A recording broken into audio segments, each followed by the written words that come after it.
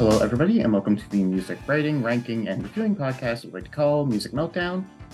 We take any discography, album, really any given musical topic, and we take it into a vacuum and we rate, review, and sort of give our opinions on such. For today, we're going to be talking about the not necessarily legendary, but decently regarded 60s psychedelic pop band, The Small Faces. Well known for turning into The Faces, which became sort of that, as well as the Jeff Beck group, became the starting off point for Rod Stewart's solo career, much as Small Faces was the start off for Steve Marriott's career in Humble Pie. That being said, I would say I didn't know anything going into this. My knowledge of Small Faces was quite literally nothing, and my knowledge of the Faces was quite literally everything. So that's kind of where I'm standing going into things. But I don't know. This is an interesting pairing to do it in once. Harvey, any initial thoughts on Small Faces / Faces? So Small Faces, I knew the first three albums that we're doing, the ones in the 60s. I did not know the two ones they did in the late 70s. Faces, I knew bits and pieces, but never a full album. So pretty much the opposite of you. Yeah, fair enough. But I mean, that makes sense. I'm a bit of a 70s slut and I know nothing, Yeah, and I'm a 60s wimp or whatever. So, I yeah, mean, that's why this is going to be interesting. yeah. I don't hate the 60s. It's just they oftentimes lack my peaks and whatnot, which deeply contrasts with the fact that I think that most of your favorite records ever are from the 60s. So, Yeah, yeah, well, pretty one of much. us has to be wrong, so we'll figure that out soon enough. I figured just to make things nice and easy, we're going to be doing the Small Faces, then the Faces, and then we're going to be doing a brief overview of each and our collective ranking for both discographies, which is interesting to do because they are very different groups, but they have a decent bit of overlap in certain areas, I would say, especially the later period Small Faces records. Yeah. But with that being said, I'll go ahead and kick things off with my number 5 Small Faces record. I'm talking about Playmates. It's not a terrible record. It just doesn't have much reason to be a record. It very much sounds like one of the Faces records that they would later on go on to do. A lot more blues influence and lacks a lot of the catchy melodic elements and the psychedelia that made the first couple of Small Faces records so interesting. I do quite like the sound of it. Reminds me a lot of Humble Pie from the time, which makes sense considering Steve Marriott was in Humble Pie. My favorite tracks here would be High and Happy, Never Too Late, Tonight, and Say La Vie. But overall, I just think that this is a pretty decent record. I have the 3 stars. Not much to really remark on about this. So my 5 is also Playmates. To get it started, that is a terrible album cover. I don't know what they were going for with that. It just does not. I know it's a small ask, but it just does not fit what's in the album at all. It's I just don't want to look at it for too much because it's just so bad. But this record, I am not keen on. It's so weird to me that Small Faces are a bit of a unique band because they're kind of like the British band from that era that didn't really gain any momentum whatsoever in the States. And here they're doing like this sort of soul rhythm and blues, which they had a little bit of that influence in the first three albums they did before the hiatus, but I don't know. I go back and forth as to whether I think Steve Marriott's voice is suited for this because sometimes I really feel like he's kind of over singing. I don't know, but it just doesn't feel like Small Faces or even the Faces to me. It's a little too slippery, slidey. Um, Not many memorable songs on here. I don't think any memorable songs at all. The song Tonight was covered by Ringo Starr in his 1978 album. I listened to that album and I do not remember that song at all. So almost felt like a first listen to the song for me. So I'm gonna say 2.5 stars for Playmates. Yeah, fair enough. And to sort of piggyback off what you were saying, Humble Pie are a much heavier, sort of bluesier rocking band in comparison to Small Faces, but I feel like there are still touches. Like he fits that style better. This one's just maybe a bit more straight ahead, a little bit more plain, and Hmm. he kind of loses a bit of his edge or a bit of his charm. I definitely do agree to him over singing a bit on this record. But anyways, moving forward from there, I'm going to talk about the other reunion record, 78 in the Shade. Fairly similar to Playmates. I think it's very reminiscent of Faces or Humble Pie. But I think Marriott sounds much better on this record. The songs are overall a lot tighter to me, and I think the writing is a lot closer to their 60s peak. I really like a decent bit of the tracks in the opening half. The primary issue for me is there was a lull in the middle and towards the back end where it doesn't necessarily have any super memorable songs. But even the songs that I do like, I would say that they're kind of just meandering. I don't really need them at any point. I would just be better served listening to The Faces or Humble Pie. Um, I don't know. I enjoyed this record. I gave it 3.5 stars. I think that's good, but I don't know if I would necessarily ever go out of my way to return to it, especially because like half the songs aren't even on Tidal, which is my streaming service of choice. It has like the first five, then it skips 6, 7, but then you have 8, 9, 10. So it's like some of the songs aren't even there. So I'm not gonna get the full experience, and mm, the songs that are gone aren't really worth it to begin with. So it's good, just not totally remarkable. Okay, so my number 4 is also 78 in the Shade. I agree with pretty much everything you said. Um, maybe a bit lower on it overall then. Considering going 3 stars, but there's just not that one song for me really that I would ever kind of go back to. And like you said, I do think the album it kind of nosedives a bit in the last sort of third. The last track on here, "Filthy Rich," really caught me off guard because it's like they decided, oh, we're just going to do what we were doing in '68 now again.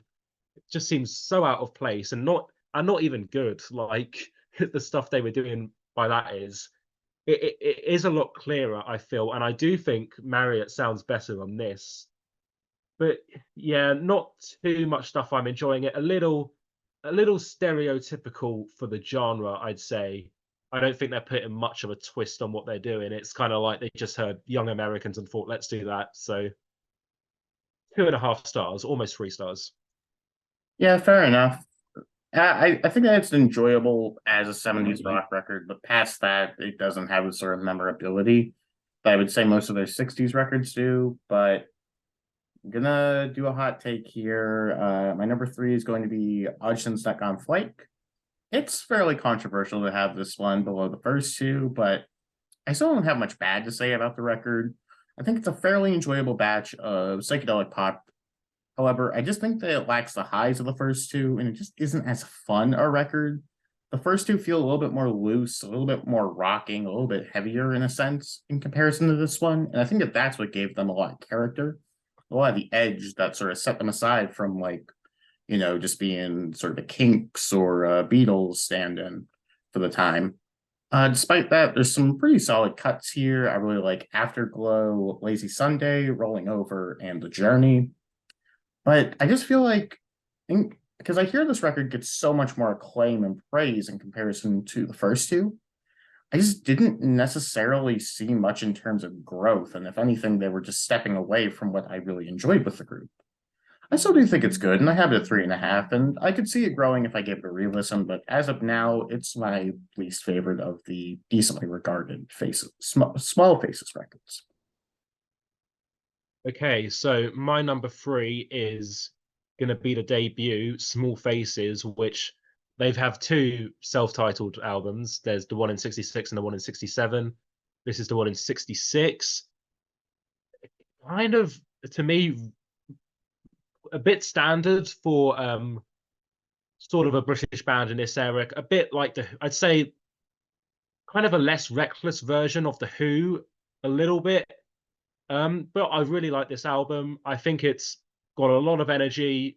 You know, like you were saying, the first couple records are a lot more rocking, and I do like that. What you were saying about 78 in the Shade and how there wasn't any songs on your streaming.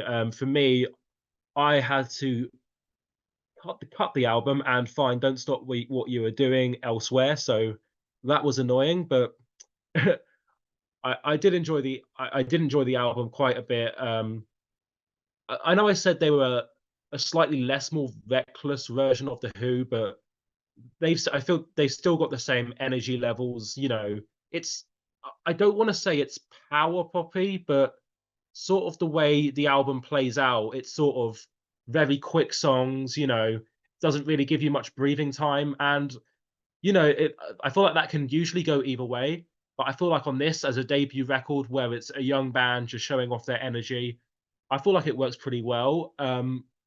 Kind of funny hearing them do "You Need Loving," doing the exact same thing 3 years before Led Zeppelin did it. Um, so kind of weird hearing that, but you know, I'd say this is a really consistent album all the way through. 3.5 stars. Yeah, I feel fairly similarly about that. That's my number two, but I actually think that you mentioned the Who, and I do think that the closest record to sort of compare this to at the time would be like a My Generation. Well, I actually do think that they're a little bit more reckless, a little bit more wild.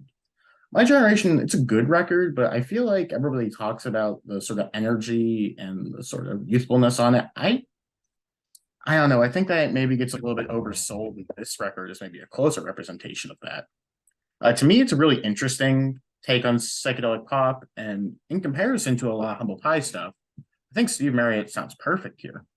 His voice, while I did mention that it sounded better in Humble Pie than maybe on Playmates, it sounds much more in place here.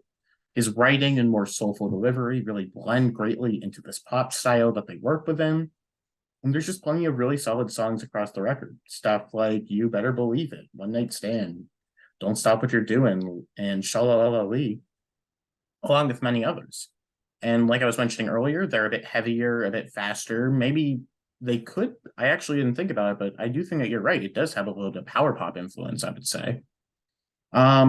It sort of stands out with a lot of the other 60s pop that was going on. It's dramatically different from what the Beatles were doing at the time, the Kinks, Birds.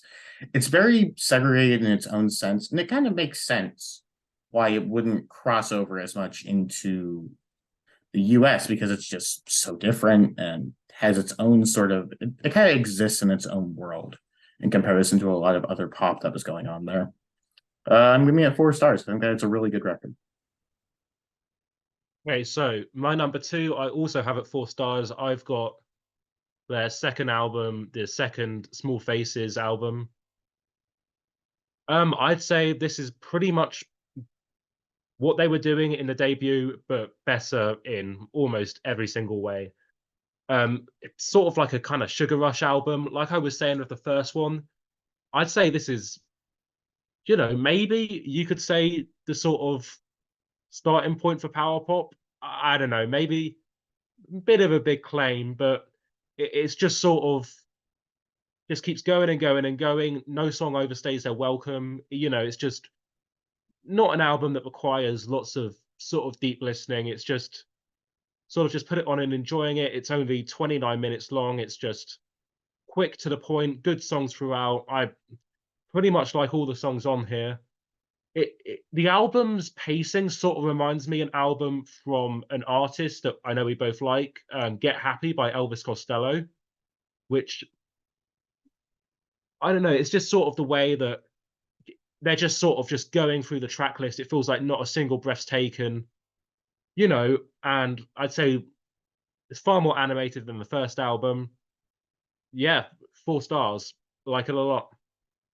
Yeah, I kind of easy to go through these Small Faces records. I feel like there isn't that nuance. It's kind of like I don't know. They're very, you can tell what these records are if you listen to them. They're just sort of your straightforward 60s affair. I don't think that they have a ton of nuance compared to other 60s bands. They have their sound, and while it is different, you know, they kind of operate in a similar mindset, just with a different sound. And my number one is Small Faces, as you just discussed. Notably less rocking, a little bit less heavier than their previous record, and the psychedelics have been turned up a little bit. And the band overall sounds a lot tighter. The sound is a good bit more fully formed, and I think Marriott is just incredible here. The drums are also great.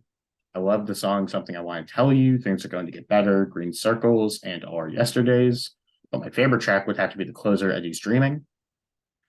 I don't think that there's really too much for me to say about this one. Simply put, it's just a more refined and perfected take upon the debut record.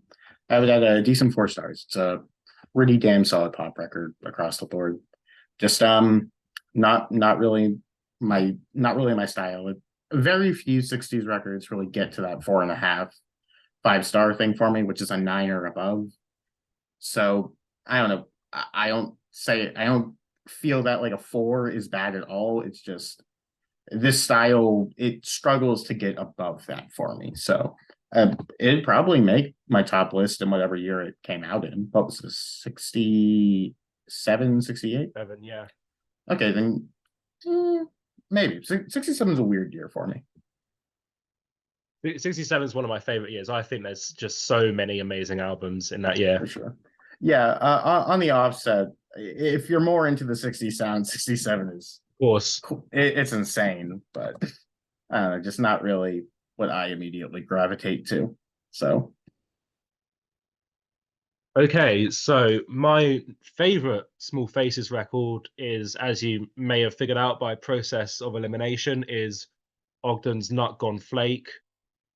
I do kind of understand what you're saying about how it's sort of diverging quite a bit from the first couple albums, but I think the reason why I like this album so much is because it kind of feels like there's a little bit of sort of everything.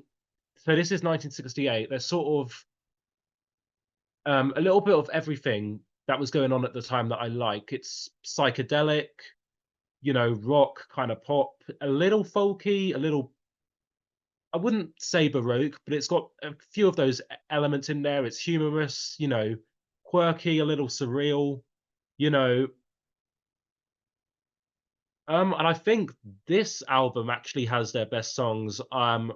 Pretty much the first side I'd say is pretty much perfect. I love the title track, Afterglow, Song of a Baker, and I'd say probably my favorite track in their whole discography is Lazy Sunday. I think that's kind of head and shoulders um their best. And I know this album historically, a lot of people, the second part, the happiness stand part or whatever, that's sort of where they that's what they struggle with. I think when people think about this album, the spoken word part kind of comes to mind a lot. Just kind of reading reviews, a lot of people complaining about the spoken word, and I will say it's a little overkill. Like, it's kind of quirky the first couple times you hear it, and then about the fourth time they do the spoken word part, you're like, mm, can kind of live without this, but there's still the sort of musical elements in there. I don't think any of them really overstay their welcome. I think this is probably the album where the band sounds at their best and most creative. And that's kind of why I love the late 60s so much. Just sort of the creativity in the studio and just lots of bands seeing if they can push their limits. And I think this was like voted in Britain's top 50 albums or something. Maybe I wouldn't necessarily go that far, but for an album that I don't really feel gets talked about too much that more, I'm happy with that. I'm gonna go 4.5 stars. I think this is a great album. I'd say what kicks it out of 5 stars is, some of the second side, not keen on the spoken words part, even though I think that a little overreaction when people say it like ruins the record or makes it go completely downhill. But yeah, I have kind of lots of 4.5s for 68, and I say this is probably the one most likely to go up to a 5, but I'd say it's pretty clearly a 4.5 for me. yeah, that's fair. Funny you say that because 68 is like by far my favorite year of the 60s. Like that's the only year that I have 5 star records in for the entire decade. So Yeah, But I have quite a few. I have quite a few. The White Album, Village Green. I haven't heard. Trying to think of what Astral Weeks, the band, music from Big Pink, and oh, I know I've got another one. Can't remember what it is. Trying to think of what came out. Zombies. Sorry, what was that? Aren't going 5 for Sweetheart of the Rodeo? Mm, not really. You actually named a couple of 3.5s or 4s for me there. And then Okay. Big Pink is quite literally my favorite record of the decade, so. But Yeah, Sweetheart of the Rodeo. I like the Flying Burrito Bros record a bit more than that I've one, which I think kind of overshadows it. I've been meaning to get to it for a bit now, just haven't had time, just so much that I've been listening to. If I'm being honest, one of my favorite bands of the '60s that like I never want to do the discography, but I've just been really getting into as of late. I really like the Hollies. I'm being brutally Yeah. honest. I probably prefer the Hollies beat stuff to the Beatles beat stuff. So I haven't listened to a full album by them, but I know a lot of their singles, and I kind of think all of them slap. I love Bus mhm. Stop. I think that's a great song. Definitely give Butterfly a spin. That's like their most acclaimed. Butterfly. Okay. Yep. What year Oh, is that? that was '68. 68. Actually, Okay. no, '67, I believe. Well, one of the Okay. two. Well, with that Yeah. being said, I feel like your enthusiasm is going to go down. I'm Yeah. going to kind of stay the same here. Let's talk about Faces. They have a super group, if we're being honest, with Ron Wood and Rod Stewart joining after Steve Marriott left the Small Faces. They came in, they reformed the band as the Faces, as a bit of a super group, matching the Jeff Beck group with Small Faces. And they got way lamer. They got really plain. They turned into some standard pub rock, blues, rock and roll. They laid the blueprint for the Black Crows and did everything the Black Crows did better. So, that being said, I'll kick this off. I don't think that any of these records are bad necessarily, but at the bottom for me, I have Long Player. It's a solid enough bluesy rock record. Like I was saying, the Faces have a bit of a meat and potatoes rock sound. They're sticking pretty true to the formula across this record. While the songs aren't bad, very similar to 78 in the Shade, they tend to lack a bit of a real impact or a reason to return to them. It's all just pretty standard, pretty good rock and roll without much more to it than that. My favorites would be Bad and Ruined, Sweet Lady, Mary, Richmond, and Had Me a Good Time. It's a 3-star record. It's a decent enough record, but past the highlights, I don't have any reason to go back to this one. Okay. That's also my fourth for Faces, Long Player. The problem that I have with this band is I just feel like there's no sort of thought put into these albums. It just seems so impulsive that they just one of my complaints with Neil Young is that I feel like there's no sort of editing that goes on. He's just like shows up, records a few songs, boom, you've got an album. That's kind of how I feel about this. It's just sort of feels like, and especially the first couple ones, the first couple Faces albums. What was I going to say? It feels like you're just sort of eavesdropping on them and just jamming in the studio, and that can be enjoyable. But I don't really think the musicianship, while it's good, I don't necessarily think it's interesting enough to warrant being called good. And also on this one in particular, this confuses me. There's like a couple live tracks on here which just seems weird. Not a fan when people do that. It kind of backs up my point about how there doesn't seem to be much of a thought in this. It's just, well, we've got this laying about, let's put it on a record. They do one of the live tracks is Maybe I'm Amazed, which I was absolutely dreading getting to because that is my second favorite song of all time. And I was like, I don't know if they can pull this off. I didn't hate it. They didn't ruin the song, so it was all right. Mm, actually, mm, there's just not, like I was saying about I think Playmates. There's just not that one song for me, and there's some bits that are just really lame. I thought about going 2 stars, but 2 stars for me is just something that I just like. Yeah, don't listen to this. But I'll go 2.5 because it's not offensive. It's just a bit. Really, that's it. So that's 4 for me. Yeah, I feel like the big thing that definitely put down the Faces as a whole is that Rod Stewart's solo career was going on while this band was happening. And I haven't heard those Rod Stewart records, but from what I understand, the Stewart records that were coming out when the Faces records were releasing are generally regarded as his best and his peak, which kind of makes you think he was saving his best material and wasn't putting quite as much thought into these Yeah. Faces records. I sort of have that theory sort of about with George Harrison. He's like so into, getting All Things Must Pass out there that you can just see during the I don't know if you watch Get Back, but you can kind of see that he's just done with this. And I feel like the reason why um Paul's album from 1970 felt very sort of impulsive and he's doing what he wants, I feel like it's because he gave all his best material to the Beatles. Well, I don't think George and also John really did that. So yeah, I can buy into that theory. That's funny because probably most, if not all, of my favorite George stuff was on Let It Be. Because Really? most of my favorite Beatles stuff is on Let It Be. Because Let It Right. Be is by far my favorite Beatles record. With Wow. that being said, I'm now going to be discussing Ooh La La, the final Faces record. There's not a ton of depth here. It was the band's last and final record, and they seem to just kind of be done by here. It has a bit more R&B flavor, and there's a heavier emphasis on the keys.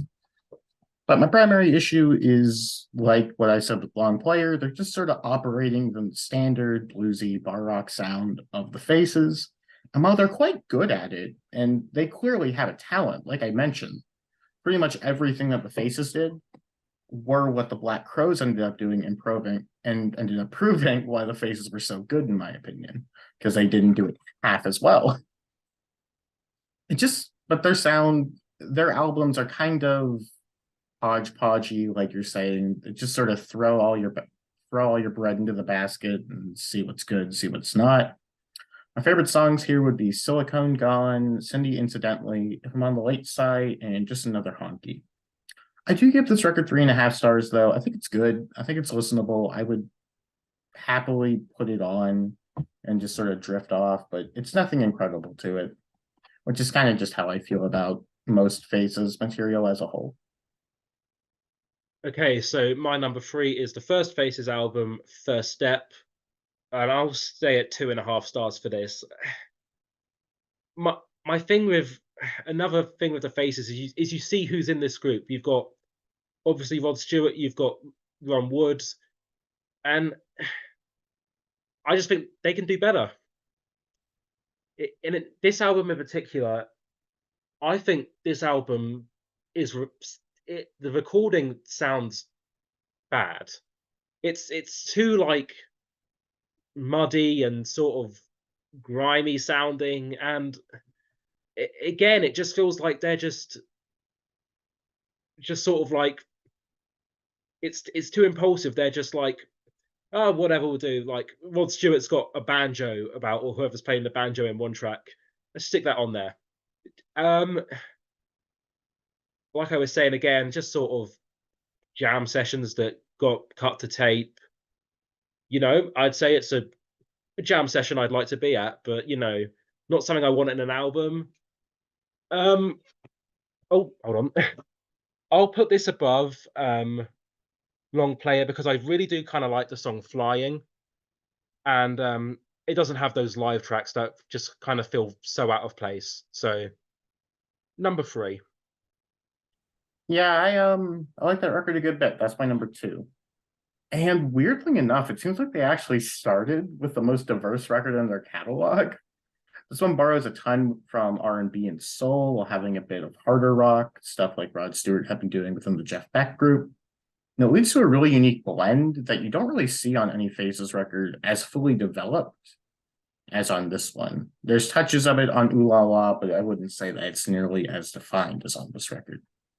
And while it's obviously not as strong as the record that I have remaining, this maybe has the most highs outside of it. Songs like Wicked Messenger, Stone, Flying, and Looking Out My Window are all incredibly strong tracks. I do think that this is a really solid record. It has a lot going for it, but I do have to concede with you. It's not a very good sounding record. Even something like Ogden's Not Gone Flake or Small Faces Self-Titled, those records do sound better than this one. So I don't really know what the issue was with the production on this, but I don't think it sounds terrible. It just, like you were mentioning, is very muddy, very raw. I have it at a low 4 stars. I think that it's really good, really enjoyable, but you don't really need it. Yeah, you don't really need it. That's sort of how I feel about this band in general. It's just, yeah, I can listen to better things from this era. So, my number two is Ooh La La. I'll go up to 3 stars for this one, which for me is it's passable. Like, there's nothing really that I didn't like, but also not enough that would make me could go back to the record. I'd say that sort of description fits this one pretty well. I do like the song Cindy Incidentally. I love Just Another Honky. I think those are good songs. I will about the production, I'd say this one is recorded much better. It's a lot clearer sounding. I don't think Rod Stewart is singing on most of these, is he? Because he's well into his solo career, which, what we were saying, maybe a reason why, there's not truly any standout tracks in the whole discography. Rod Stewart maybe saving his best work. And yeah, I have sort of less problems with this one than I do the first two, but still a little standard. 3 stars for me. Yeah, I think that's kind of the charm of them. They're just sort of standard bluesy rock and roll. You can kind of shut your brain off and listen to these guys, which that I don't know. There's nothing too remarkable about them. It's just sort of I think about the energy and just sort of the charm of them. Just I kind of view them in a weird sense as kind of like what AC/DC would later become. They're just like your standard straight ahead rock and roll band with a pretty exuberant frontman that sort of helped to push things. I don't really know what I'm getting at. Yeah, I'd say I agree with that. I was thinking while I was listening to them, like I'm not huge on the Rolling Stones, but I do like them a Yeah. good bit, and I'm thinking, why do I like the Rolling Stones, and why are the Faces just not doing it for me? I think it's just Mick the Rolling Jagger, Stones. Sorry, what was that? Mick Jagger. He's Mick so much Jagger. a better frontman. I was gonna say as a whole personality. Yeah. I think there's just tons of personality in the Stones music, and not that much in the Faces. Yeah, that's fair. Rod Stewart, he's a good frontman. He works well for what he's doing, but I guess he's not really a singular personality. If I really had to compare him to anybody else, I'd say like maybe Joe Elliott from Def Leppard or whatever the hell his name is. I forget. Yeah, Joe Like Elliott. he serves his purpose well. He does everything that he needs to within the group, but he just doesn't have that strong presence or that strong personality that maybe a higher caliber rock band would have. You know? Yeah, I'd say that's accurate. I'd say one-dimensional is maybe a good word for him. Yeah. Yeah, that's definitely a good. He does this thing and he does it well, but he doesn't have a ton of things. I know he does like ballads and also rock songs, but I feel like Yeah. they're just He it sings them just all the same. he sings them all the same exactly. And I was listening to Goat's Head Soup the other day, and it's just the ballads on that are insane. I think that's maybe one of the best Stones record because Mick is just so sort of you can tell it's him, but just the emotion in like a song like Angie is just incredible. And I don't feel like Rod Stewart has that, but he does share my birthday, so he gets a bonus point for that for me. There we go. If you share a birthday, that's really the key to being a great rock Him and and roll Donald Fagen, frontman. I think, are the only ones I know, and Pat Ooh, Benatar. oh, that's a queen right there. Love. That's like a weird artist for me to love. I love Pat Benatar. But let's talk about pretty easily the best Faces record. I think everybody will tell you Yeah. that the best Faces record is A Nod Is As Good as a Wink to a Blind Man. This was their third record, and it feels like they were still doing the bluesy rock that they were really standard within, but they're starting to step away a little bit without totally abandoning it. I think that this record starts to bring in a lot of the soul that was going to come back in a strong way in Ooh La La. Excuse me. Rod sounds the best that he would on this record, and there's some absolutely monstrous guitar work from everybody here, as well as amazing keys from Ian McLagan. I don't know. And just every song, just like for song, this is a really strong release. There's great tracks like Miss Judy's Farm, Debris, Memphis, Too Bad, and That's All You Need. But there are some duds, and overall, I would say it's a really damn solid rock record.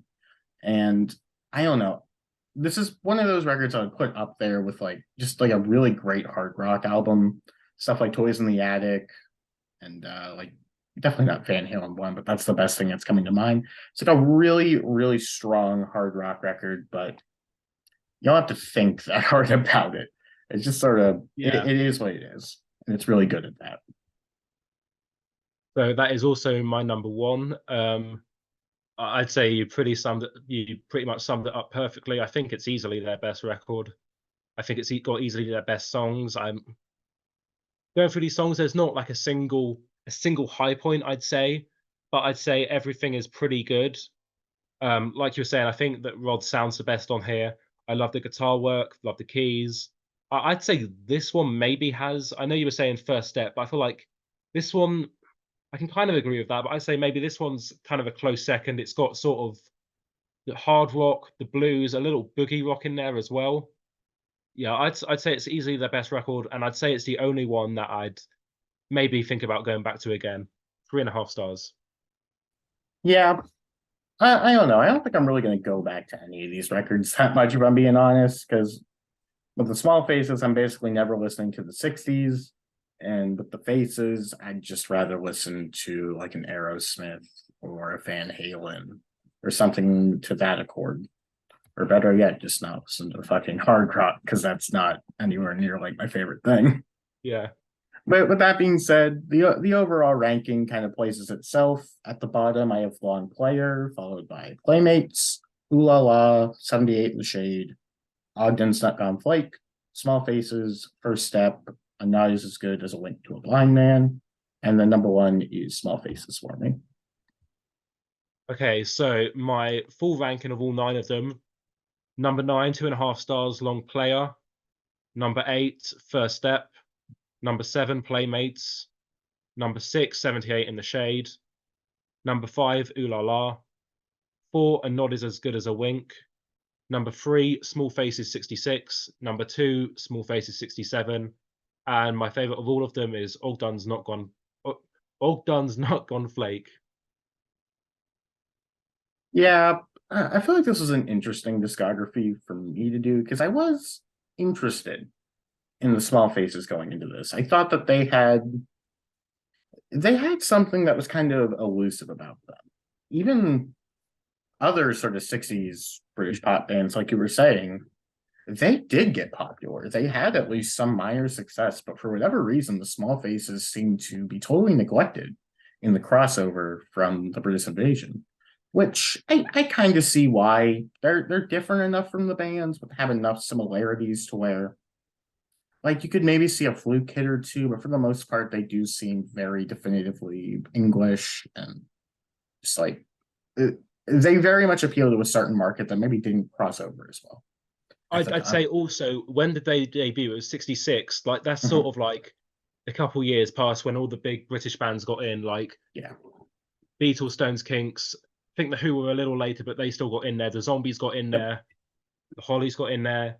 And I feel like maybe they were just a year late to sort of get into that, because by that point, all the American bands were starting to use their sort of influence that no one really cared about any real new British bands coming in for a while. Yeah, that's true. I don't know. They're an interesting group. I as my score is and sort of my overall opinion showcase, I'm not the most like in love with this experience. I probably still do like any of these records more than any Humble Pie stuff that I've heard. So I don't know. I think that Steve Marriott's a very good vocalist, and I think that the Faces have a great style and sound. But I don't think that either of them were able to fully cultivate a record that I just like love. And Rod Stewart is just fine. He exists. Yeah. I'd say the impressive thing about Steve Marriott is that he was like 18, 19 on those first couple of records, and Yeah. his voice is so powerful. Yeah, it's crazy all that he's able to do. Like he's a very strong vocalist, even in Humble Pie. I just I don't think that he ever got into a band that properly was able to utilize his talents. Yeah, and Like, I know I think I said with Playmates, I felt like he was over singing at points. yeah, That's not always necessarily the singer's fault. It's kind of the band not playing to the singer's strengths, yeah. if you get what I mean. I'd say most comparable, if I had to compare him to anybody, would be Steve Perry and Journey. I don't get much from Journey at all. Like the on a musicality standpoint, I understand Neil Sean's a great guitarist, but just personally speaking, I don't get a ton from their sound or what they do. But Steve Perry is an amazing singer. He's a powerhouse vocalist, but it's just the band doesn't necessarily the band let him showcase what he does, but that's because the band isn't playing anything that interests me. So it's like Steve Perry Yeah, becomes makes the only sense. thing that I need. With that being said, though, yeah, I don't really have much more to add about these guys. I think I kind of got my point across. Yourself? Yeah, I feel like I said I knew the first three Small Faces album beforehand. I'd say the how many new ones did I listen to? Six. I'd say I didn't really get much out of the six of them, but I think I gained a bigger appreciation for the three that I did know. So Eh, that's good. I'd say I enjoyed it. Yeah, I'm planning sometime later on to like rank all of the artists that I've covered. And sort of then I'll kind of put my stamp on who I prefer between the Small Faces and the Faces because they're very comparable in scores too. It's like I gave the lowest Small Faces records threes. I gave the lowest Faces record a three. And there's just one more Small Faces record than Faces records. Like I feel very similar about both of these groups despite their different stylings. And it'll be interesting to sort of have to decide which one I prefer. That Yeah, being said, oh, you go. I'd say for me, pretty clearly the Small Faces are the superior What? band. I know Really? it's insane that I would think that based on what I said, but I say I try and do the same thing as like rank the discographies that I finished. I'd say the Small Faces was kind of be in a section of artists that I respect and like, but I Yeah. wouldn't really consider. If I was to recommend an artist to someone, the Small Faces would not necessarily be my go-to for their sort of style because that would be the Kinks, if you get what I mean. Yeah. Yeah. Even though my Kinks knowledge is actually fairly limited, I'm going to get around to some of these bigger records because I have a thing where each week I go through, I have a wheel with a bunch of artists I want to listen to more stuff for. I actually span the Kinks for next week. So I'm going to be listening to all of their records that have a 3.45 average or higher on Rate Your Music. How many of those have you listened to before? I know the first two, I know Face to Face, um, as well as Something Else and Arthur. As well, I know their 81 record. I forget what it's called because it wasn't very Sorry, good. which one's that? I'm blanking the name. Give me one moment and I'll look it up real quick. All I remember was I didn't much care for it. Was that Um, sort of late period? 81, so not exactly late, Give the people but what they want. I think that was the one. yep, that's it. It's okay. Yeah, Favorite one for sure though is Something Else. I thought that record was pretty much damn near great. yeah, it's a great one.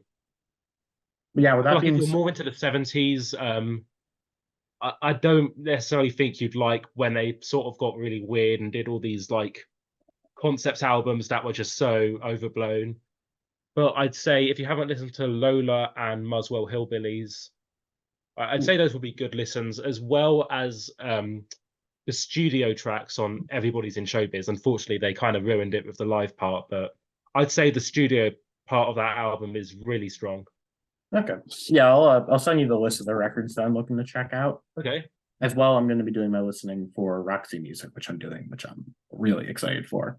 Neither Chris nor Cammy knew Roxy music very well going into this, and I've heard the whole discography at least 3 times. So Wow. I love them. Like a top 25 artist for me for sure. Fair Neither of enough. these ones come close to my top 100 though. So Yeah, I don't think the Small Faces will be able to get in there, but they don't those quite, first 3 albums I've still listened to. for sure. They don't quite touch the heights of Whitney Houston or Bruce Springsteen for me, but Well, we don't. If maybe we'll do the Bruce Springsteen one together because I feel like that will be yeah, entertaining. I'm down for that whenever. That being said, though, I don't actually have an artist to suggest because this episode is going to air before whoever wins the poll that is currently going on Discord. You will not be able to vote because this video is planned for way in the future when we're recording this. There's like Right. 5, 6 other videos that I have recorded or planned beforehand. That being said, though, the options that the episode could be are going pretty heavy into 2000s indie rock. They are Interpol, the Yeah Yeah Yeahs, Arctic Monkeys, Strokes, as well as Vampire Weekend. Currently, the Strokes are leading, and I expect that to hold, but maybe Arctic Monkeys could have a bit of a grasp towards the end of that. That being said, I hope that everybody enjoyed. I hope that we liked Rod Stewart enough for your likings. And that being said, you all have a great one.